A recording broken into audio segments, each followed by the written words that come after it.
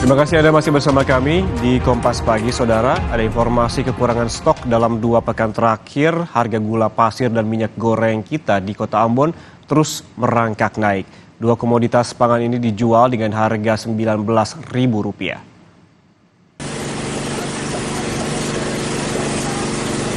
Kenaikan harga gula pasir mencapai Rp2.000 per kilogram, sementara untuk minyak goreng kita ukuran 1 liter dari harga sebelumnya Rp14.000 hingga Rp15.000, kini dijual dengan harga Rp18.000. Kenaikan 2 komoditas pangan tersebut sudah terjadi sejak Lebaran hingga saat ini lantaran pasokan yang berkurang.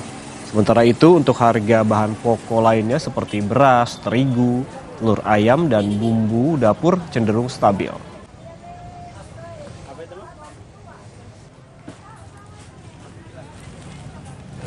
Kalau untuk yang naik, untuk sementara masih gula pasir penjualan biasanya Rp17.000, sekarang penjualan Rp19.000. Minyak goreng merek kita yang naik harga. Ini pas menjelang Lebaran sampai sekarang belum. Jadi dia pas Lebaran sampai sekarang? Sekarang ini, karena makanya stoknya akan terbatas stok. Setelah Hari Raya Idul Fitri, harga gula putih di Kota Malang, Jawa Timur juga terus mengalami kenaikan. Selain mengalami kenaikan, stok gula putih di sejumlah pedagang saat ini mengalami kekosongan akibat tidak adanya kiriman dari distributor. Kenaikan harga gula putih terlihat di Pasar Besar Kota Malang, Jawa Timur, di mana harga gula yang sebelumnya Rp16.000 kini naik menjadi Rp17.000 hingga Rp17.500 per kilogramnya. Selain harganya naik, pasokan gula pasir juga berkurang akibat tidak adanya pasokan dari distributor. Para pedagang menduga kenaikan harga gula ini diakibatkan adanya keterlambatan pengiriman dari pihak distributor. Karena peminatnya banyak gitu ya.